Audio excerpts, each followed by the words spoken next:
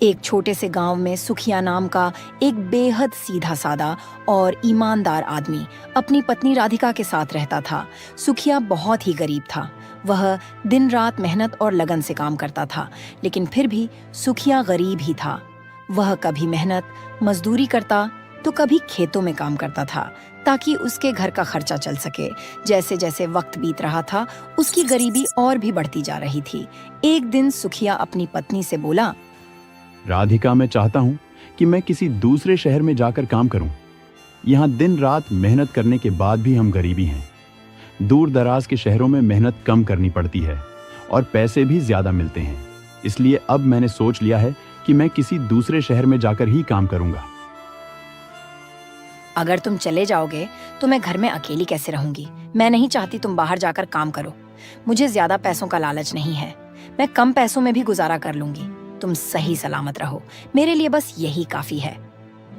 मैं जानता हूं राधिका, तुमने तो हमेशा दुख तकलीफ में मेरा साथ दिया है। अब मुझसे ये सब देखा नहीं जाता। मुझे 1-2 साल के लिए बाहर काम करने जाना ही होगा, तभी हमारे हालात सुधर सकते हैं। वरना हम ऐसे ही एक एक पैसे के लिए तरसते रहेंगे। शहर में बहुत काम है, अगर वहां काम मिल गया तो सब ठीक हो जाएगा। ठीक है, अगर तुम जाना ही चाहते हो तो चलो जाओ, लेकिन अपना ख्याल रखना। मैं आज तुम्हारा सामान बांध दूंगी, तुम कल निकल जाना। अगले दिन सुबह को सुखिया अपनी पत्नी से विदा लेकर शहर की ओर चल पड़ता है। पूरा दिन चलने के बाद वह शहर पहुंच जाता है।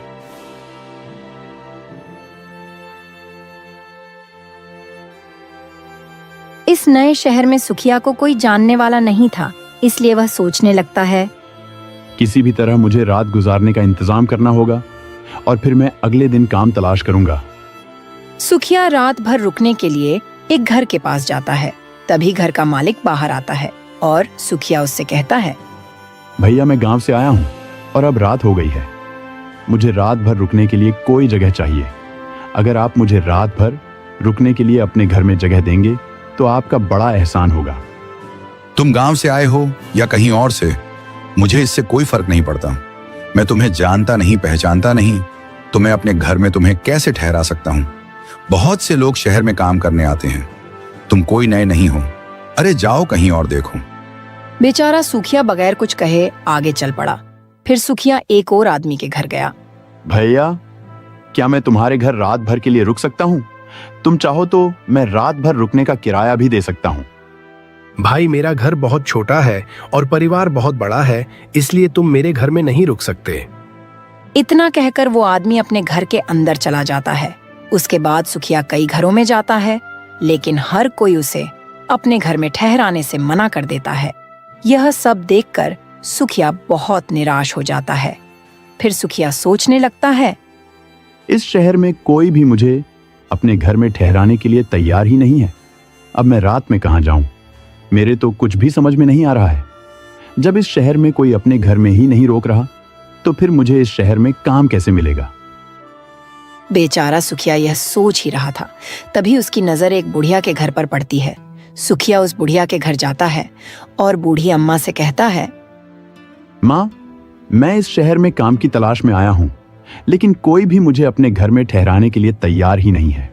बस अब आपसे उम्मीद है, कृपया मुझे रात भर के लिए अपने घर में ठहरा लो। बेटा, तुमने मुझे माँ कहा। एक माँ अपने बेटे को घर के बाहर कैसे छोड़ सकती है? आओ अंदर आ जाओ बेटा। सुखिया उस बूढ़ी अम्मा के साथ घर के अंदर चला जाता है। फिर वह अम्मा सुखिया से कहती है, बेटा, इसे अपना ही घर समझो। जब तक तुम चाहो तब तक यहाँ रह सकते हो। माँ, तुम इतने बड़े घर में अकेली रहती हो, तुम्हारे साथ कोई और नहीं रहता? तुम्हारे बच्चे कहाँ हैं? बेटा, मेरी कोई औलाद नहीं है। एक लड़का था, वो एक बीमारी की वजह से इस दुनिया में नहीं रहा, और मेरे पति भी शादी के कुछ साल बाद ही मुझे छोड़कर इस दुनिया से चले गए थे। मेरा इस दुनिया में कोई नहीं है। मैं अकेले ही इस घर में रहती हूँ। माँ, आप रोइए मत। अब आप अकेली नहीं हैं, मैं हूं ना आपके साथ। मुझे अपना बेटा ही समझिए। बेटा, तू बहुत अच्छा इंसान है, देखने में भी बहुत भला लगता है। इस शहर में बड़ी अक्लमंदी से रहना, क्योंकि यहाँ बहुत से ठग रहते हैं।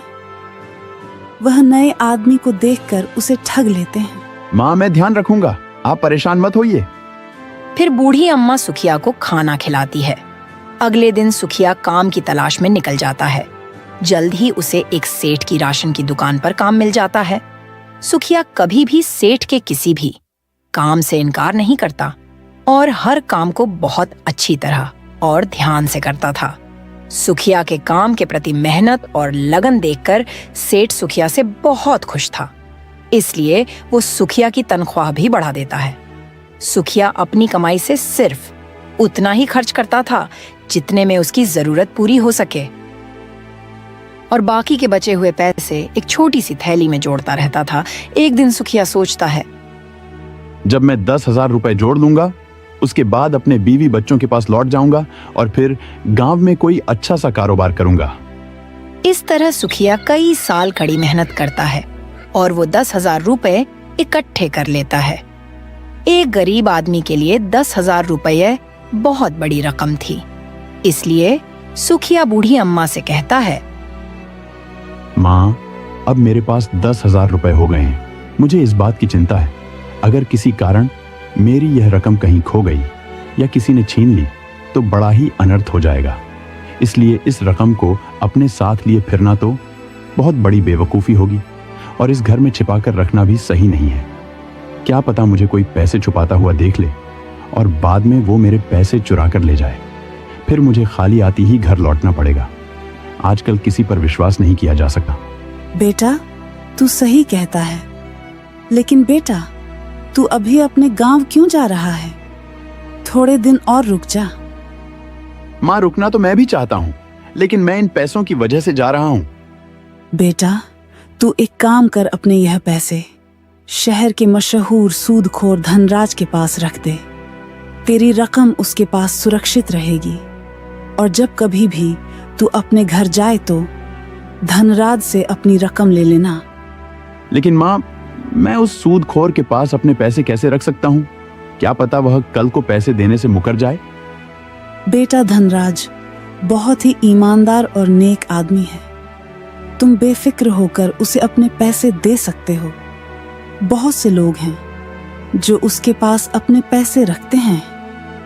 बूढ़ी अम्मा की बातों में आकर सुखिया अपने 10,000 रुपए लेकर धनराज सूदखोर के पास पहुंच जाता है। सूदखोर सुखिया से बोला, कौन हो तुम और यहाँ किस लिए आए हो? पहले कभी तुम्हें नहीं देखा। हुजूर, मेरा नाम सुखिया है। मैं शहर का रहने वाला नहीं हूँ। मैं तो गांव से यहाँ पर काम करने आया हूँ। मैंने कई साल मेहनत करके 10,000 रुपए इकट्ठे किए हैं। अब मैं अपनी यह रकम आपके पास अमानत के तौर पर रखने आया हूँ। आपके पास मेरे पैसे सुरक्षित रहेंगे जब तक मैं इस शहर में रहता हूँ और काम करता हूँ। तब तक मेहरबानी करके यह रकम अपने पास रख लीजिए। सूदखोर ने जल्दी से सुखिया से थैली ले ली और फिर बोला, तुम्हें अपनी रकम रखने के लिए इससे बेहतर जगह मिलेगी भी नहीं, इसलिए अब तुम बेफिक्र रहो। तुम्हारी ये रकम मेरे पास सुरक्षित रहेगी। अब तुम बगैर किसी चिंता के अपने घर जा सकते हो और जब भी तुम्हारा मन करे अपने पैसे वापस ले जाना। सूदखोर की बात सुनकर सुखिया बेफिक्र होकर खुशी खुशी अपने घर चला जाता है। कुछ दिन और काम करने के बाद सुखिया को अपनी पत्नी की बहुत याद आने लगती है, इसलिए सुखिया अपने घर जाने की तैयारी करके साहूकार के पास अपने पैसे लेने चला जाता है। हुजूर, मैं अपने गांव जा रहा हूँ। अब आप मुझे मेरे पैसे लौटा दीजिए। सूदखोर सुखिया को गौर से देखकर बोला, कौन हो तुम? किन पैसों की बात कर रहे हो? तुमने मुझे पैसे कब दिए थे? सूदखोर की बात सुनकर सुखिया के होश उड़ जाते हैं। हुजूर, मैंने अभी कुछ दिन पहले 10,000 रुपए अमानत के तौर पर आपके पास रखे थे। तुम पगला तो नहीं गए हो या फिर तुम्हारा दिमाग खराब हो गया है? 10,000 रुपए, अरे इतनी बड़ी रकम तुम्हारी 7 पीढ़ियों में भी किसी ने नहीं देखी होंगी। वैसे तुम्हारे पास कहां से आए 10,000 रुपए और तुम्हारे पास क्या सबूत है कि तुमने मुझे 10,000 रुपए दिए थे? हुजूर, मेरे पास सबूत तो कुछ नहीं है। लोग कहते हैं कि आप बहुत ईमानदार हो, इसलिए मैंने पैसे देते वक्त आपसे कोई सबूत नहीं लिया। सुखिया सूदखोर को अपने 10,000 रुपए याद दिलाने की बहुत कोशिश करता है, लेकिन सूदखोर सुखिया की एक बात नहीं सुनता। सूदखोर अपने नौकरों को आवाज देता और फिर वह नौकरों से कहता है, ये कोई बहरूपियां है, झूठ बोलकर मुझे बदनाम करना चाहता है। इसे मार पीट कर घर से बाहर निकाल दो। सूदखोर के नौकर गरीब सुखिया पर टूट पड़े। उन्होंने बहुत बेरहमी से सुखिया को खूब पीटा और उसे घर से बाहर निकाल दिया। बेचारा सुखिया कमजोर और लाचार रोता हुआ बुढ़िया के घर की ओर चल पड़ा और खुद से कहने लगा, ईश्वर, मेरी सालों की मेहनत, मेरी जमा पूंजी सब लुट गई, कुछ नहीं बचा। मैंने क्या सोचा। और सुखिया दुखी होता हुआ बुढ़िया के घर पहुंच जाता है। सुखिया को रोता हुआ देख बुढ़िया सुखिया से कहती है, सुखिया, बेटा क्या हुआ? तू रो क्यों रहा है? तू तो धनराज से अपने पैसे वापस लेने गया था। माँ, मैं बर्बाद हो गया। मेरी जमा पूंजी सब लुट गई। वो सूदखोर ने मेरी रकम देने से इनकार कर दिया। वो कह रहा था, मैंने तुझे पहले कभी नहीं देखा, तू मुझे पैसे देकर कब गया था? तू कोई बहरूपियां है जो झूठा आरोप लगाकर मुझे बदनाम करना चाहता है। उसने अपने नौकरों से मेरी पिटाई करवाकर मुझे घर से बाहर निकाल दिया। बेटा, यह सब मेरी वजह से हुआ है। मैंने ही तेरे से उस सूदखोर के पास पैसे रखने के लिए कहा था। मुझे नहीं पता था वह धनराज सेठ इतना बड़ा बेईमान और धोखेबाज है। तुम अपने आप को दोष मत दो, इसमें तुम्हारी कोई गलती नहीं है। तुमने तो मेरे भले के लिए ही कहा था, लेकिन होना तो वही था जो ईश्वर को मंजूर था। बेटा, अब तू क्या करेगा? उस बेईमान आदमी से अपने पैसे कैसे लेगा? माँ, अब मैं कुछ नहीं कर सकता। अब मुझे खाली हाथ ही अपने घर लौटना होगा। बूढ़ी अम्मा और सुखिया आपस में बात ही कर रहे थे। तभी एक औरत बूढ़ी अम्मा के घर आती है। उसका नाम सुधा होता है। वो दोनों को उदास देखकर बोलती है, क्या बात है, आप दोनों इतने उदास क्यों हो? क्या बताऊं बहन, मेरे साथ बहुत बड़ा धोखा हो गया। मैंने कई साल दिन रात मेहनत करके 10,000 रुपए इकट्ठा किए थे। ना कभी पेट भर खाना खाया और ना कभी पूरी नींद ली। फिर सुखिया ने सुधा को सारी बात बताई कि किस तरह उस सूदखोर ने उसे धोखा देकर उसके सारे पैसे हड़प लिए। बेटी, लोग कहते हैं कि धनराज बहुत ही नेक और ईमानदार आदमी है, इसलिए सुखिया मेरी बातों में आकर उसके पास अपने पैसे रख आया था। आप दोनों परेशान मत होइए, मेरे पास एक तरकीब है। अगर यह तरकीब कामयाब हो गई तो सूदखोर की अकल ठिकाने लग जाएगी और तुम्हारे पैसे भी तुम्हें मिल जाएंगे। फिर सुधा बूढ़ी अम्मा से एक संदूक मांगती है। बूढ़ी अम्मा से संदूक लेकर सुधा बोलती है, माँ, अब मैं और सुखिया भैया सूदखोर के पास जा रहे हैं, आप भी हमारे साथ चलो। सुधा संदूक लेकर बूढ़ी अम्मा और सुखिया के साथ सूदखोर के घर की ओर चल पड़ती है। जब सूदखोर का घर थोड़ी दूर रह जाता है तो सुधा बूढ़ी अम्मा से कहती है, अम्मा, आप यहीं खड़ी होकर हमारा इंतजार करो और जब तक सूदखोर सुखिया भैया के पैसे ना दे दे तब तक तुम हमारे पास मत आना। जैसे ही सूदखोर सुखिया भैया के पैसे दे देगा तो सुखिया भैया तुम्हारे पास आ जाएंगे।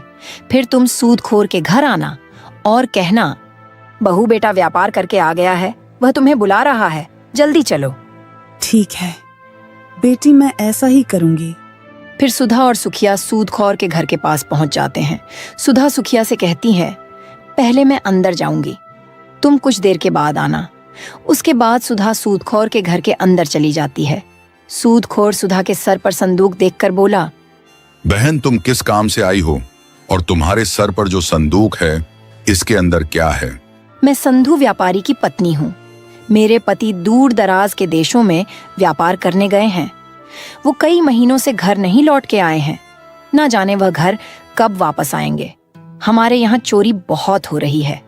आए दिन किसी न किसी के घर में चोरी हो जाती है। इसीलिए मैं कई रातों से चैन की नींद नहीं सो पाई। मुझे हर वक्त डर लगा रहता है, कहीं हमारे घर में चोरी ना हो जाए। इसलिए मैं अपना यह संदूक आपके पास लेकर आई हूँ। इस संदूक में हमारा सारा रुपया सोना और हीरे जवाहरात है। मैं चाहती हूँ आप इसे अपनी हिफाजत में रख लें। जब मेरे पति व्यापार करके वापस आएंगे तो मैं आपके पास से यह संदूक ले जाऊंगी। सुधा की बात सुनकर सूदखोर सोचने लगा। संदूक देखकर मालूम होता है कम से कम इस संदूक में 2 से 3 लाख रुपए का माल है। मैंने सुना है कि संधू व्यापारी बहुत ही अमीर आदमी है। फिर सूदखोर सुधा से बोला, बहन, तुमने बहुत ही सही किया जो अपनी दौलत मेरे पास ले आई। मैं तुम्हारी दौलत अपने पास संभाल कर रखूंगा। तुम यकीन मानो तुम्हारी दौलत मेरे पास बिल्कुल सुरक्षित रहेगी। जब कभी भी तुम अपनी दौलत लेने आओगी तुम्हें अपना 1-1 रुपया ज्यों का त्यों मिल जाएगा। मैं कैसे यकीन करूं कि मेरी दौलत सच में वापस मिल जाएगी? बहन, सारे शहर में मेरी ईमानदारी की चर्चा है। पूरे शहर में ऐसा कोई आदमी नहीं है जो मुझे बुरा या बेईमान बता सके। उतने में ही सुखिया आ जाता है। सुखिया को देखकर सूदखोर बहुत खुश होता है। फिर सूदखोर सोचने लगता है, यह आदमी बिल्कुल सही समय पर आया है। अपनी ईमानदारी दिखाने का यह बहुत ही बढ़िया मौका है। मैं इस आदमी को इसके 10,000 रुपए लौटा दूंगा और इस औरत से उसका संदूक ले लूंगा।